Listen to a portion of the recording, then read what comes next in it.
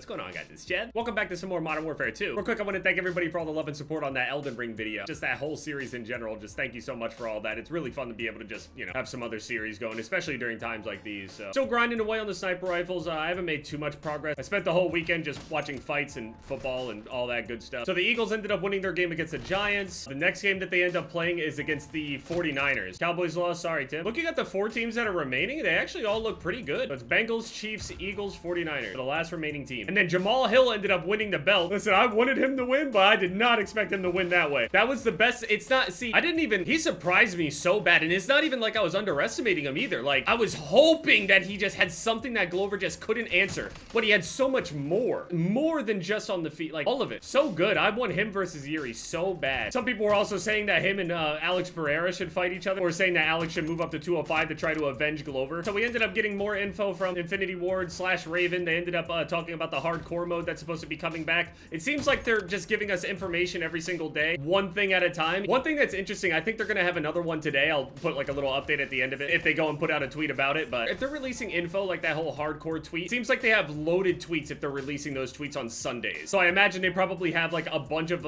like little teaser tweets just all lined up throughout the week until the blog drop. Maybe they'll even have like a mini blog post previewing the blog post or something. I don't know. It could be anything. That's just an assumption. But basically a ton of the things that we were asking for and had a hunch about. We have no confirmation about movement stuff yet, but we're getting more and more of those small little things where we're like, why was that even changed in the first place? Now, here's the thing. I don't want to spend this video giving them too much credit. They're literally giving hardcore back when we never should have lost hardcore. Likely, the announcement that we're getting today as well is something that never should have been removed in the first place. Why did it even need to be asked for? I got a little bit further in Sekiro. If I don't take too long on this video, I might play some more tonight and get a little bit more progress. I got past the Guardian Ape within 3 attempts, I think. Like, I really have not died a lot during that. There were some people asking about a Sekiro playthrough, but I'd probably rather do like a one-off deal with like all the bosses as one, as opposed to a whole series. I don't know. It's pretty late at this point, but it's fun. Some people were telling me to go back to Dark Souls 3 and other stuff as well, because I did make some Dark Souls 3 videos and I was also clueless there. And to be fair, I never completely beat all of these games. I really have. Demon Souls as well. I know that's pretty easy. I know a lot of these games are considered easier. After playing Elden Ring, seriously, Sekiro is a really intimidating game to me, especially with my lasting impression before, because I ended up playing it, died a few times, really couldn't understand how or what I was supposed to do, couldn't understand the timing, it felt too fast, everything. And now after playing so much Elden Ring, it feels like the game is much, much easier, even though it's not even like the same type of like game mechanically. But I feel like I can react to things more comfortably. I'm more battle hardened, I'm more calm. Also, I want to add, Melania isn't even hard if she doesn't have waterfowl. Like, waterfowl is like 80% of the reason why most people just die or never beat her or struggle. Like, it's responsible for the majority of deaths. If that move isn't in there, and I'm not even saying the move is unfair. I'm just saying, like, the move is cheesy, especially for the first few attempts before you even figure out how you can even start to dodge it. It's more cheesy than actually challenging. The challenging part is not dying 200 times before it makes sense. I really do think Horalu / Godfrey is probably my favorite fight, though, just in terms of pressure. I really hope the DLC for Elden Ring is just insane. I hope the boss is ridiculously hard. I know a lot of people cheese and whatever, but, I mean, everybody can beat the game however they want, but I want to beat it in a way that makes me feel good. Oh, dude, and then you could have randomizers with the different new bosses. If we do get a DLC, how many bosses do you think that they would add? On the Dark Souls DLCs, how many bosses did they actually add? I'm gonna assume it's gonna add like what? Maybe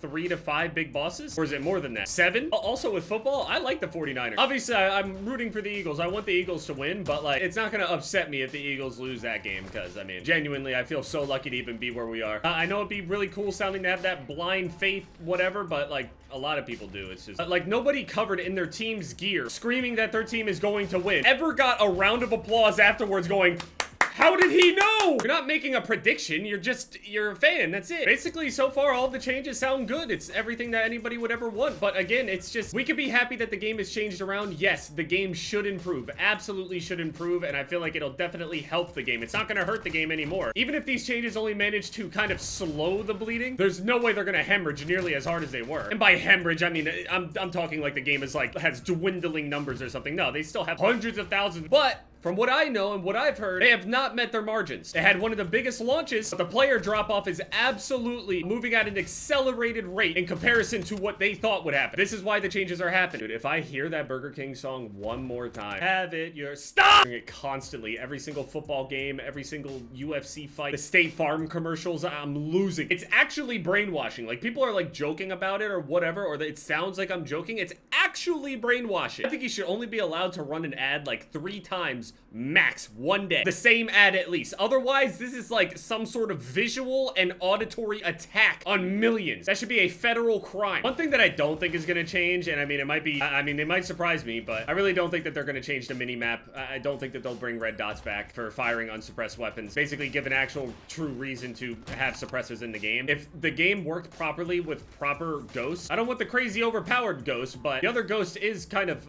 broken in terms of like the way that it's working. It's like half activating and not activating, and yeah. Now, I know that there's a bunch of UAVs anyway, but so it won't be that big of a deal. I don't think Ghosts will run rampant in this case, just because of the way the maps are and everything as well. The way that they get people moving around the map with the spawns and everything like that. That's definitely one thing. As many complaints as everybody has been having, flow is not bad on this game, at least in comparison to what it could be. I'm just being thankful. Brandon Moreno ended up winning, ended up getting a doctor stoppage because Figueiredo's eye ended up getting poked. It wasn't poked though. He got punched in the eye, and it did so much damage that he just couldn't continue, basically. He wanted to continue, but the doctor was like, nah. His eye it was bad. It was like he got hit with a knuckle. Obviously, Moreno did not necessarily think that that would end the fight, but he's definitely trying to land it on his face. I mean, he hit him in a very, very particular spot, and it worked. So Moreno ends up getting that. Figueiredo's supposed to be moving up to 135, so I'm excited to see that. Though, I mean, I hope he gets easier matchups to start. He should get a ranked opponent immediately, I think. I mean, you could give him a tune-up if you want, but he's probably gonna lay him out. Yeah, also, there's some people that are like, dude, you don't play enough Warzone to be talking about Warzone-related changes, so, like, stop mentioning Warzone unless you're gonna play it. You know, I would worry about that, and I would absolutely agree with you if BR didn't affect multiplayer first. I have to have an input, apparently. It didn't even stop me before that happened either, so. One thing I saw in Sekiro as well is that after you go and defeat the bosses, you get this thing that's called a reflection of strength that allows you to keep refighting the same bosses over and over and over again whenever you feel like it. And then they also have like these gauntlet things. They need to add that to Elden Ring immediately. That'll be so good. Add like trials and stuff in there. Yeah, do that. Make it so you have to like fight like 3 or 4 different phases in a row or something. Make it even harder. To be honest, I'm just hooked at this point. It's just what happened. Like I was saying though, all the changes that are coming, I really don't see them actually changing the red dots around. That's something that I just don't see them adjusting. I'm also seeing some people say that they're actually kind of okay with the perk system and that it kind of grew on them. I don't feel like I want to like sit around and question what kind of perk they have. Although after they sped it up, it was a lot better. But again, it was basically so sped up that you end up getting all of your perks. Well, if you're a decent player anyway, you end up getting your perks within like a minute or two, and then it just feels like you should have just had them the entire time. I do love the fact that Ghost is kind of like restricted in that way. I don't know.